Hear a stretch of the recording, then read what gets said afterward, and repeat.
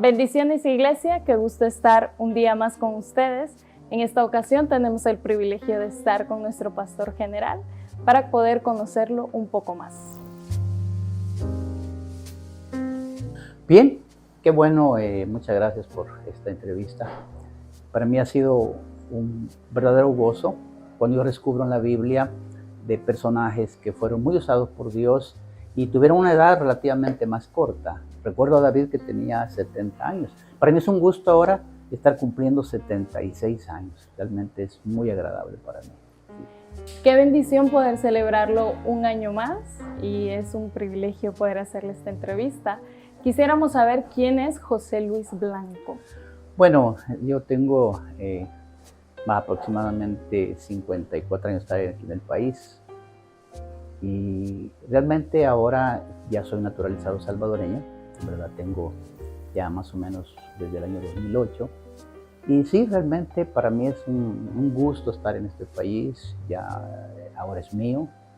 Y bueno, mi vida, yo nací en México, en Puebla, México, mis padres ya fallecieron, un hermano también ya falleció, solo tengo un hermano ya por familia.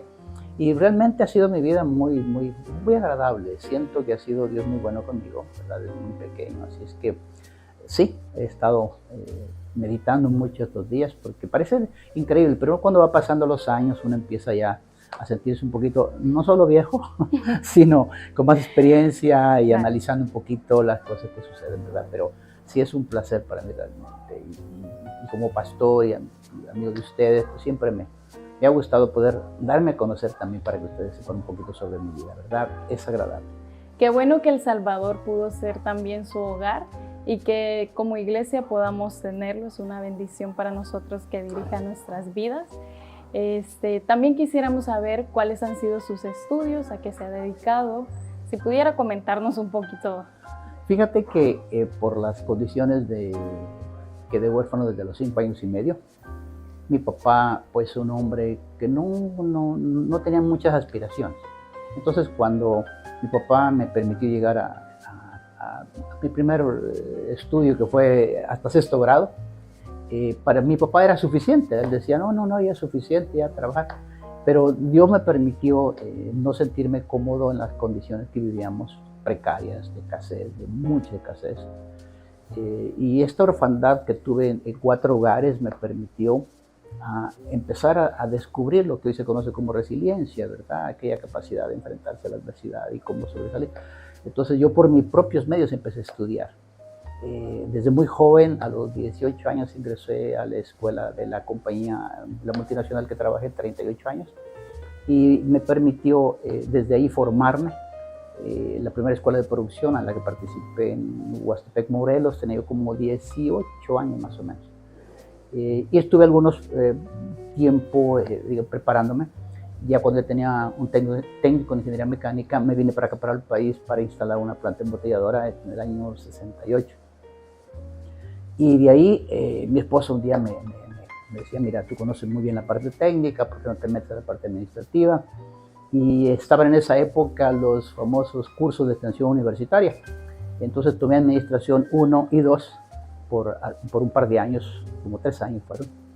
Y el resto autodidacta y empezar a formarme digamos, en el área técnica. Eso me permitió mucho tener estudios, por ejemplo, en Dortmund, en Alemania, en Italia, Brasil, sobre toda la parte técnica que yo manejaba, ¿verdad? Y ya un poquito más desarrollándome, llegué a la Universidad Adolfo Ibáñez en Chile, donde nos daban un entrenamiento propio ya del área que nosotros manejábamos.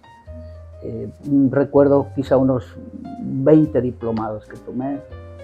Tengo un diplomado en planeación estratégica que saqué en la INFEPADE, tengo calidad total, reingeniería, algunas técnicas hace unos 30 años más o menos, modelos de trabajo que tenían las compañías. Entonces, como era en la empresa donde estaba, era una multinacional donde tenía que estar uno actualizándose continuamente, ¿verdad? Entonces, toda el área andina, por ejemplo, estuve con estudios también en Brasil, como te decía, en Chile, y ya no digamos aquí en Centroamérica, ¿verdad? Que teníamos una formación académica con Posteriormente, ya cuando yo fui llamado al pastorado, pues saqué un diplomado de teología. Y me recuerdo que a los 60 años dije, no, yo creo que ya es suficiente, pero me di cuenta que no era suficiente. Tenía que trabajar un poquito más y saqué mi maestría en teología a los 60 años y a los 64 saqué mi doctorado en teología. Entonces, digamos que me he formado en varias áreas, ¿verdad? Y cuando yo conocía la parte técnica y la parte administrativa, quería yo comunicarme, entonces yo era una persona muy introvertida. Entonces investigué un poquito y había unos seminarios sobre actuación y locución. Y me metí un poquito a aprender, pasé como un par de años. Una de mis maestras fue Aida Mancía, una mujer que tiene una voz muy, muy sonora en la radio, que dice, cree en ti. Entonces me acuerdo que la primera plática que tuvimos con ella fue de, les vamos a enseñar a leer a ustedes. Yo decía, ¿cómo? Pero sí, efectivamente fue muy bueno. Así es que también, digamos, en el área para poder expresarme como pastor, como técnico en esa época, sí me era necesario desarrollar algunas habilidades, digamos, de comunicación, ¿verdad? Así es que, digamos que ha sido parte de mi desarrollo. Últimamente tengo un par de diplomados en consejería pastoral, otro en identidad de género que saqué todavía el año pasado. Entonces siempre me gusta estarme actualizando, ¿verdad? Siempre para mí siempre tener esa mentalidad de aprendizaje siempre ha sido para mí muy agradable. Qué increíble cómo el propósito de Dios se cumple en nuestras vidas, sin importar el pronóstico, el propósito de Dios está presente. Quisiera comentarnos algunos hobbies que tenga, quisiéramos conocerlo un poquito más en su vida personal y que nos comente cuáles son sus pasatiempos y qué es lo que le gusta hacer realmente. Bueno, desde muy joven yo siempre pensé que la vejez se construye en la juventud. Entonces, desde muy joven yo pensé siempre que si bien es cierto, Dios nos da un tiempo de vida, pero ese tiempo de vida puede variar mucho dependiendo de cómo uno lo elija. Entonces, uno de mis hobbies era correr, pero no correr carreras de 10, 12 kilómetros, sino correr maratones. Y me desarrollé corriendo, jugando un poquito, después me metí ya a competir a nivel internacional. Estuve participando en Boston, en Miami, en Los Ángeles, en Nueva York, en México y luego por supuesto aquí en el país, ¿verdad? Pero siempre a nivel amateur, nunca fue algo así como voy a dedicarme a esto a tiempo completo, no. Y sí, eso me ha permitido manejar siempre más o menos una salud relativa, ¿verdad? Todavía hasta la fecha yo pues, camino 12, 15 kilómetros al día a veces. El año pasado todavía estuve haciendo una vez por mes 21 kilómetros como para ver cómo estaba mi condición, pero es un hobby, ¿verdad? El saxo también me gusta un poquito, he practicado un poquito saxo. Ayer precisamente estaba sacando una alabanza y sí, siempre es parte de mi hobby. Pero quizás una de las cosas que no es hobby, sino es mi placer mayor es cuando tengo mis devocionales con el Señor, mis pláticas, es algo extraordinario. Claro, es un tiempo también muy bueno, importante sí, muy bueno, para sí. nuestras vidas. Qué bueno saber esta parte de su vida, cuáles han sido sus pasatiempos. Es muy interesante conocerlo en sus áreas también, en ese tipo de actividades que quizás desconocemos como iglesia, pero cuéntenos cuáles han sido sus mayores desafíos en la vida. Quisiéramos saberlo. Fíjate que si es en el área personal, me refiero, yo de muy joven consumí bebidas alcohólicas. Como no tenía a mi padre muy cercano, me formé básicamente en las calles. Al decir en las calles era que no había un freno, no había un control. Entonces me perdí 10 años en el alcoholismo y cuando yo quise dejar de beber para mí fue muy, muy difícil. Muy difícil. Intenté 2 veces, 3, hasta que tomé la decisión firme. Me acuerdo que fue un 28 de diciembre del 74. Estaba frente, parece ridículo, pero estaba frente a un árbol de mango. En la empresa donde trabajaba me fui a la cancha y ahí me puse yo a meditar sobre mi futuro y dije, es el último día que yo consumo bebidas alcohólicas. Y a partir de ahí fue para mí mi primera batalla, muy fuerte. Ahora tengo 47 años de no beber y puedo decirte que es difícil, es fuerte, pero en Cristo sí se puede. Sí se puede, fue uno de mis grandes desafíos. Otros en el área laboral, hubo un tiempo que me mandaron a más que todo a instalar otra planta embotelladora ahí en Costa Rica, Puerto Limón, por cierto. Un desafío muy fuerte porque era una planta que iba a tener un desempeño de equipos usados con gente que uno conocía, todo adverso, el clima, todo era terrible. Y me recuerdo que hubo una vez que yo en ese tiempo no era cristiano todavía, me fui a una librería y me encontré un libro de Robert Schuller que se llama, todavía existe, Será lo que quiere hacer. Cuando quedó en mis manos ese libro, me motivó de tal manera que dije, no, esta planta debo de ponerla a trabajar. Y contra todo pronóstico, 6 meses después la planta estaba trabajando. Fue uno de mis mayores, digamos, de mis mayores satisfacciones. Y otras locuras menos riesgosas, pero en tiempo de guerra no existía la famosa antorcha centroamericana. Entonces hice una competencia en relevos desde aquí de El Salvador hasta Guatemala. Salí en tiempos de guerra, te hablo los años 83, 84, tiempos de guerra muy fuertes. Y hice esa carrera desde la empresa donde trabajaba aquí en el país hasta Guatemala. 260 kilómetros ininterrumpidos. Salimos a las 12 de la noche de aquí de El Salvador y llegamos a las 7 de la noche, básicamente del siguiente día. Ininterrumpido. 4 o 5 vehículos recogiendo. Tomé al alcalde y le pedí que en la frontera pasara con la antorcha en la frontera de Guatemala y El Salvador. Una cosa muy bien pensada, pero digo, qué locura, ¿verdad? Otro desafío muy fuerte también para mí fue cuando competí en Boston. Yo soñaba correr con los mejores corredores del mundo y pese a que yo no lo era, ni lo fui, ni lo pretendo tampoco ahora, en el momento que yo estaba ya preparado para esa competencia, me dio un ataque de gota. Un ataque de gota, para que tengas una idea, se te inflama un pie de tal manera que no puedes ni caminar. Pregunté al médico, que por cierto es amigo mío, si podía correr en esas condiciones. Ahí le daba risa, me dijo, no va a poder ni caminar. Y yo recuerdo que le dije, mire, pero si yo camino o corro, no pierdo el pie.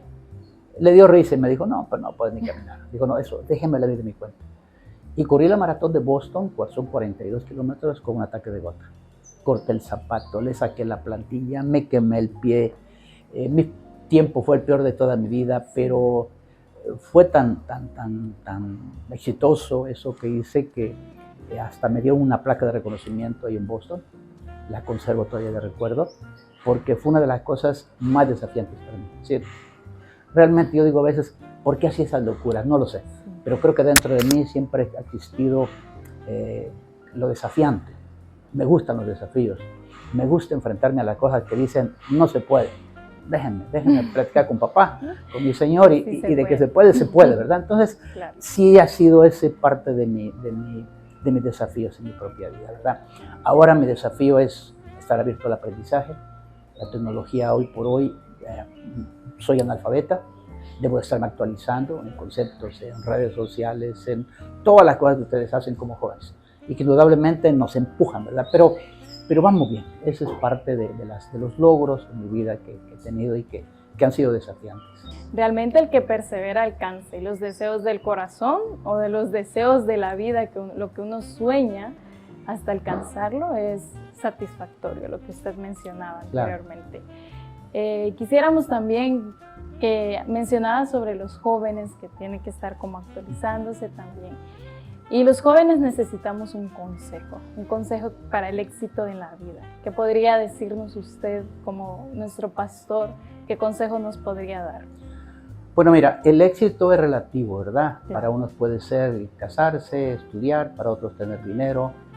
Es relativo el éxito para cada uno. Pero puedo decirte que independientemente de cuál sea la forma como se concibe el éxito en cada persona, creo que una de las cosas que uno debe de tener, al menos deben ser, yo pienso que unas 5 o 6. Por ejemplo, tener cierto grado de humildad. Reconocer que uno necesita salir de donde está. Si tú estás conforme como estás, nunca vas a lograr nada. Tienes que buscar que donde estás ahora mismo no es lo suficiente, que hay algo más que alcanzar, algo más que lograr. Creo que eso es lo primero. El apóstol Pablo habla mucho sobre ensanchamiento de corazón. Yo creo que en esto hay que ensanchar la mente. Creo que la pobreza, la escasez, la falta de motivación a la vida está precisamente en la cabeza. Ahí es parte de la vida. Entonces pienso que es una. La segunda es tener el grado de humildad necesario como para reconocer que no debemos necesariamente de saberlo todo, pero sí tenemos que saber lo necesario en la vida. Por ejemplo, ¿qué quiero yo lograr en la vida? Si yo no tengo claridad en mis metas, mis objetivos, mi propósito, mi significado, no tiene realmente la vida sentido. Es decir, si un joven no sabe ni para dónde va ni qué quiere, definitivamente anda perdido. Creo que la clave aquí es, lo primero que uno se siente y piense, ¿qué quiero yo en la vida? Tener una fotografía clara del futuro. Segundo, tener claridad cómo lo voy a lograr, ¿verdad? Es la capacidad de tener ya sea un plan estratégico, ya sea un plan a largo o corto plazo, pero tener un plan para lograr ese sueño. Muchos sueños se pierden por falta de un plan de acción. Tercero, tener en la vida básicamente valores. Y cuando digo valores, más bien yo quisiera hablar más que todo sobre la ética, porque los valores lo forman las tradiciones y costumbres, ¿verdad? Para uno puede ser valor una cosa, para otro no. Pero la ética sí es algo que se puede manejar de manera universal. Tener ética en la vida, lograr a la buena, lograr con buenos propósitos, lograrlo sin engañar a nadie, lograrlo sin estorbarle a otro. Creo que eso es básico.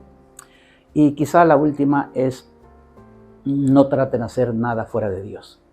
Si Dios no es el centro de sus vidas, van a estar dando vueltas en lo mismo. Qué lindo poder finalizar esta entrevista con nuestra pastora Mercedes. Es un privilegio enorme también tenerla aquí con nosotros y que nos pueda hacer compañía en este momento tan especial. Pastor, ¿cuál ha sido sus momentos más felices, sus mejores recuerdos? Coméntenos. Bueno, realmente son tantos que tal vez no terminaría ahora, pero quizás voy a dar los más, quizás los que son de mayor realce en mi vida. Mi llamado, el primero, un llamado muy, para mí fuera de época. Yo estaba muy mayor para eso, digamos que tenía yo 42 años y me parecía muy viejo yo para empezar el ministerio. Ahora entiendo por qué el Señor tenía todos esos planes, pero al principio me parecía eso difícil de entender, pero a la vez me alegraba. Era un momento muy especial porque no había un llamado así sobrenatural, ¿verdad? Que bajo un ángel o que un profeta, no.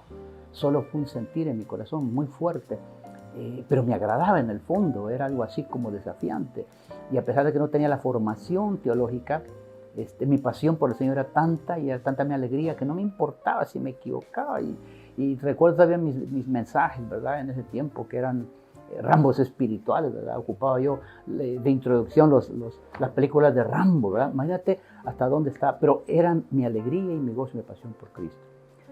Quizá otra de las cosas también muy buenas para mí es que esté con mi esposa, la familia pastoral que tenemos. Creo que son de las cosas que pareciera que no tienen mucho significado en la vida, pero han marcado nuestras generaciones, porque no se trata solo de ser una familia más, sino de ser una familia sacerdotal, y no solo sacerdotal, sino que de generación en generación, ahora mis nietos yo los veo, ya uno ya empieza a predicar, y los otros metidos ya sirviendo al Señor, a pesar de estar muy jovencitos. Entonces todo eso me da la pauta como para sentirme que Dios realmente hizo algo muy especial, y eso me causa mucho placer, sobre todo cuando me dicen, pastor, ¿y cómo hizo con su esposa para tener hijos pastores? ¿A dónde consiguió pastoras? Y le decimos, no, simplemente Dios ha visto nuestra necesidad, ¿verdad? Y por supuesto, pues esto es una de las grandes felicidades que nos proporciona. Y por supuesto también mi esposa, ¿verdad? Nos conocimos hace 50 y ¿cuántos años, Mercedes? 52. Fíjate que no, es un poquito más. Vamos a cumplir 53. 53, sí. Fue una cosa muy, muy espectacular. Empezamos trabajando juntos en una empresa, después construimos una empresa propia y trabajamos también juntos, y luego en el ministerio juntos. Entonces es algo que creo que es satisfactorio, causa mucho placer y sobre todo mucha alegría, ¿verdad? Y algunos me dicen, pastor, ¿pero cómo hace? No sé, Dios se encarga de todo, ¿verdad? Y el resto, pues todavía hay mucho por escribir. Estoy escribiendo ahorita mi libro donde estoy enseñándole a la juventud cómo en un momento de adversidad se puede salir adelante. Por cierto, el título del libro es La otra cara de la adversidad. Ya tengo casi avanzado, un porcentaje bien alto. Creo que a finales de este año, Dios mediante, lo voy a publicar más y van a conocer un poquito más en todos los aspectos de mi vida. Qué bueno estar esta entrevista con ustedes. Realmente ha sido un privilegio para mí poderlos tener aquí a ambos. Y qué bendición, pastor, celebrarle un año más. Es para nosotros un verdadero gusto poder tenerlo, que nos guíe y nos pueda instruir en la palabra de Dios. Gracias, pastora Mercedes, por acompañarnos. Ha sido un placer poderlos conocer y tenerlos aquí. Amén.